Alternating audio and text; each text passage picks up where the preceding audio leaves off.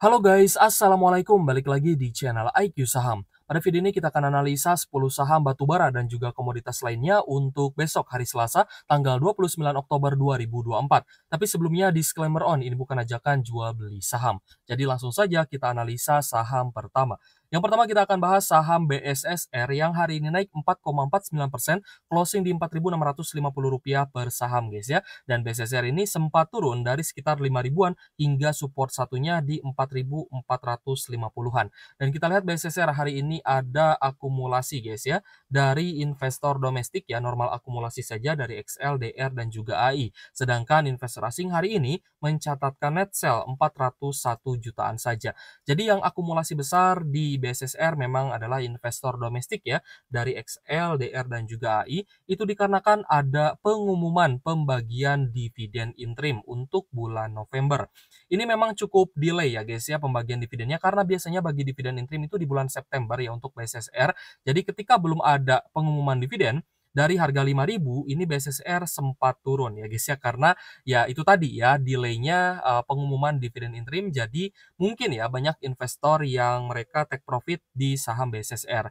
Nah, jadi untuk informasi dari pembagian dividen interimnya ya dari BSSR PT Bara Multi Sukses Sarana Tbk, total nilai dividennya adalah 30 juta US dollar, sedangkan untuk dividen per sahamnya adalah 0,01146 USD per sahamnya, atau sekitar Rp180 per saham, dan nanti akan disesuaikan ya dengan berapa kurs USD-nya, seperti itu. Sedangkan untuk tanggal kumdet dividen di pasar reguler itu di 5 November 2024. Jadi kalau misal teman-teman ingin dapat dividen dari BSSR, terakhir beli di 5 November. Sedangkan untuk ex-date dividennya adalah 6 November 2024 ya. Jadi kalau misal teman-teman belinya di 6 November, ya teman-teman tidak akan dapat dividen dari BSSR ini.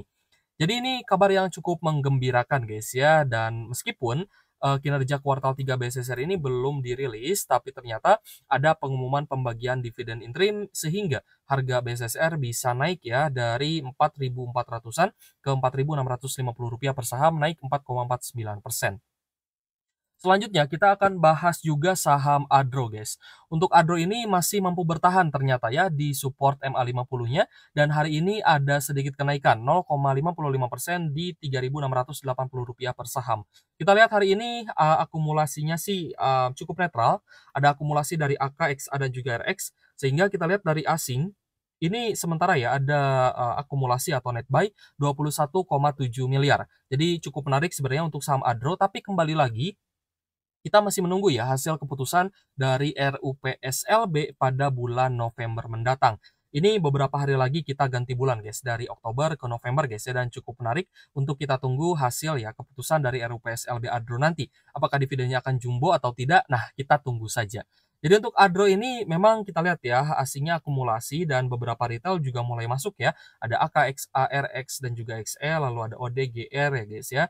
Sedangkan beberapa investor retail lainnya ada take profit guys ya, dari SQ, lalu ada CC, XC ya guys ya, dan juga MG. Nah, ini kan beberapa retail ya, ada yang melakukan take profit di Adro. Mungkin mereka punya strategi lain ya. Mungkin ada yang masih hold ya karena sudah pegang di harga bawah di 2.300-an untuk Adronya.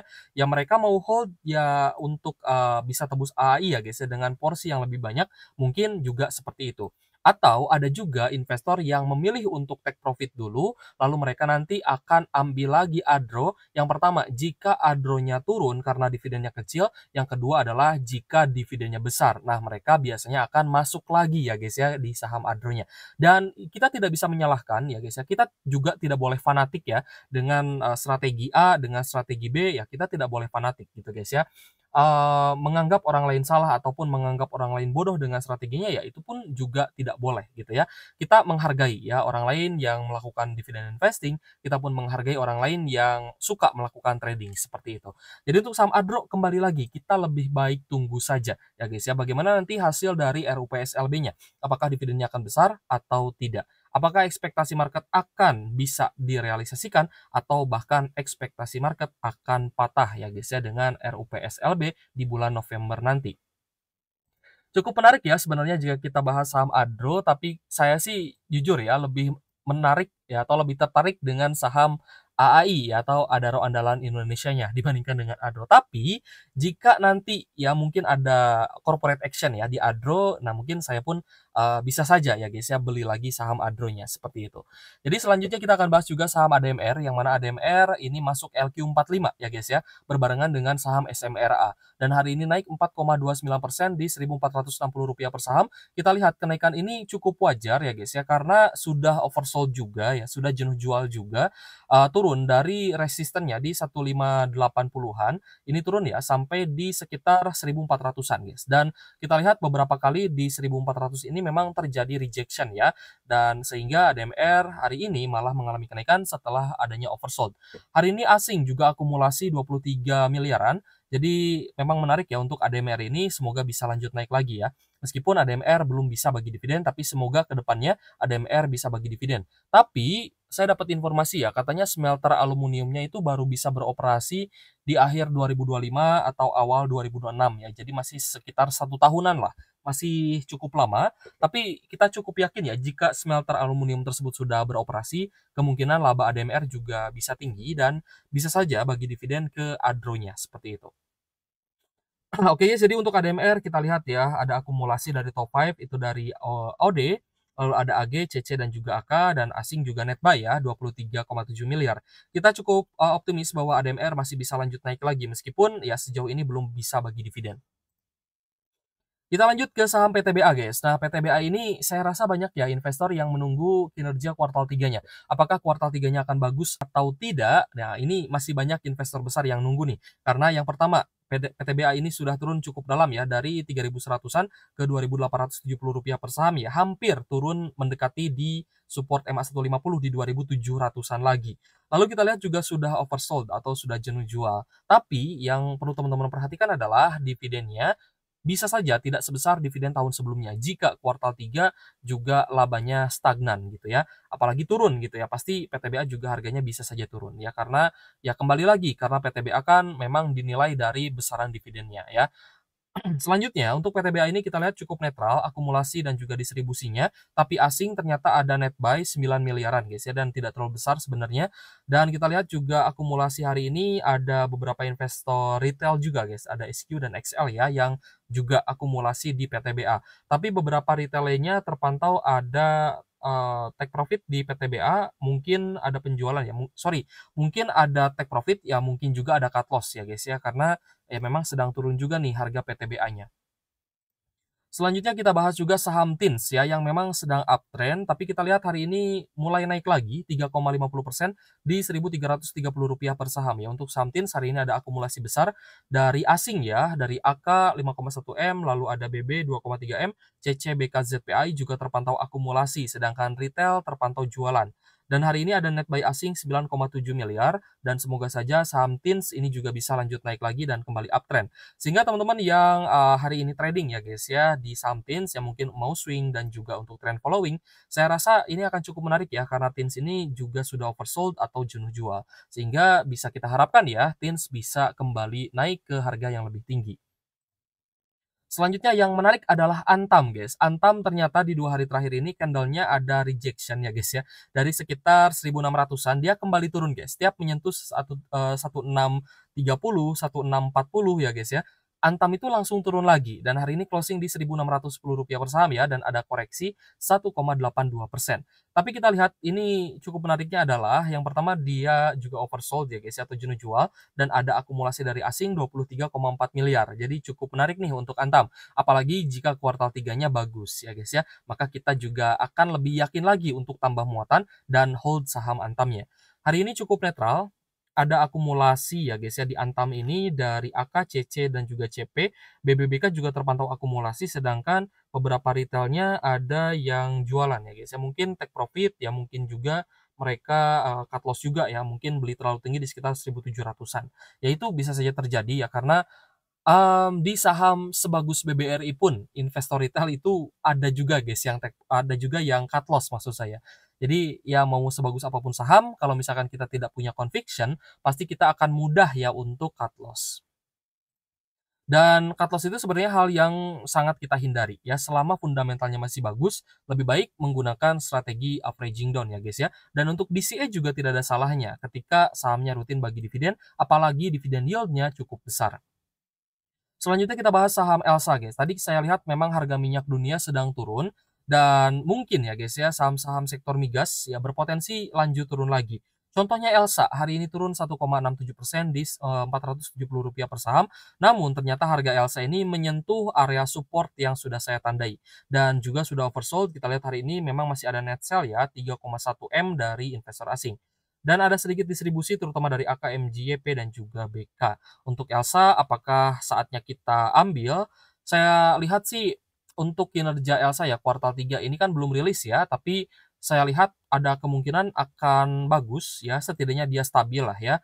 Tapi untuk harga saat ini saya rasa cukup oke, namun teman-teman masih harus menyiapkan juga drawdown-nya jika dia kembali turun ke support MA 150 ya, di 450-an, seperti itu. Kita lanjut ke saham Akra. Nah, teman-teman di grup yang ada ya guys ya, di grup diskusi dan, memang bukan grup stock pick ya, itu grup diskusi saja. Saya bilang ke teman-teman bahwa, Akra ini saya revisi ya, tadinya saya bilang, kalau misalkan mau cicil Akra di 1.400, kemarin ya sebelum Akranya turun saya sempat, ini ya, sempat revisi di 1335 guys ya, 1335 kalau misalkan mau nunggu Akra ya, jangan di 1.400 karena masih ada potensi turun. Alasannya karena kinerja Akranya sedang turun guys ya, sedang kurang bagus lah. Jadi untuk Akra sendiri ya lebih baik kita wait and see dulu selama masih ada buangan, ya lebih baik kita menunggu aja dulu guys. Siapa tahu kita dikasih harga yang jauh lebih murah ya.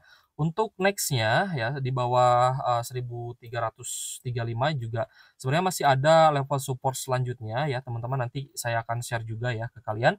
Jadi untuk Akra ini masih ada net sell ya, 9,7 miliar dari asing dan distribusinya masih cukup besar, terutama dari BB, KZ, BK, dan juga DR. Jadi overall untuk Akra ini ya lebih baik kita hindari dulu aja. Tapi kalau misalkan mau mantau ya boleh-boleh aja. Siapa tahu ada tanda-tanda bullish reversal dan juga teknik rebound ya ketika open market. Itu bisa teman-teman lihat di trade book ya guys ya, via chart.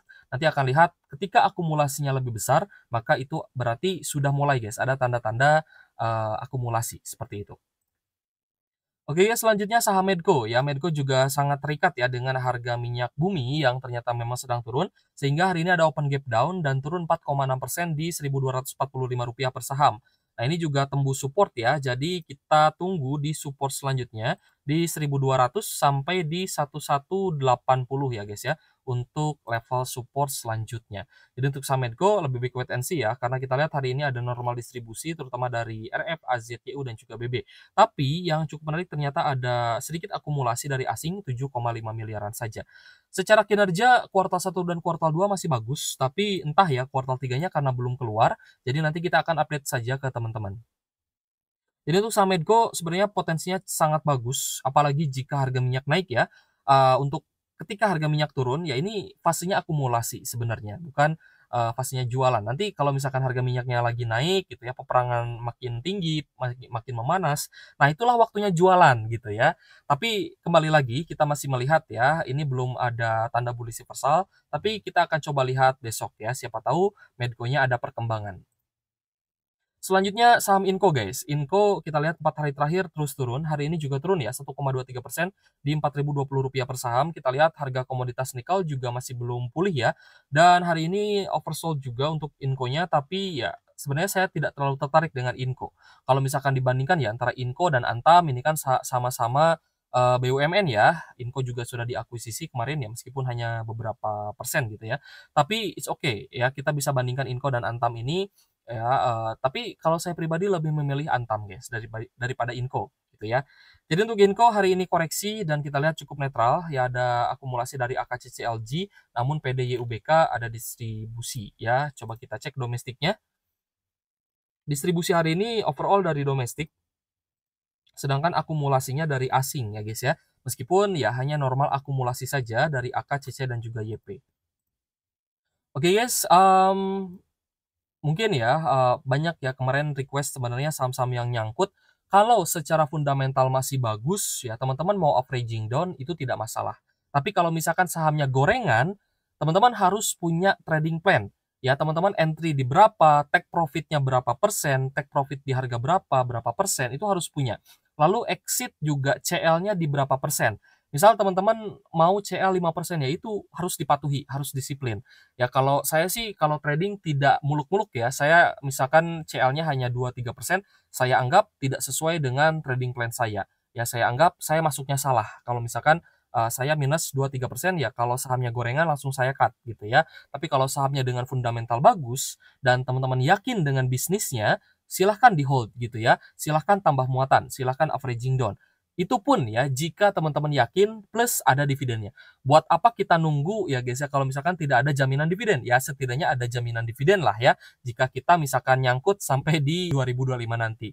Kalau misalkan teman-teman nyangkut di BBRI itu kan santai ya, karena nanti tahun depan akan bagi dividen lagi gitu kan.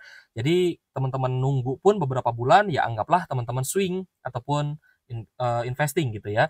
Jadi tidak ada ruginya, tidak ada apa ya, salahnya ketika teman-teman averaging down ya, ketika floating loss di saham-saham dengan fundamental bagus dan juga rutin bagi dividen. Chill, santai aja gitu guys ya. Oke guys, belilah saham bagus di harga murah ya, bukan beli saham bagus di harga pucuk. Thank you for watching. See you on the next video. Wassalamualaikum warahmatullahi wabarakatuh.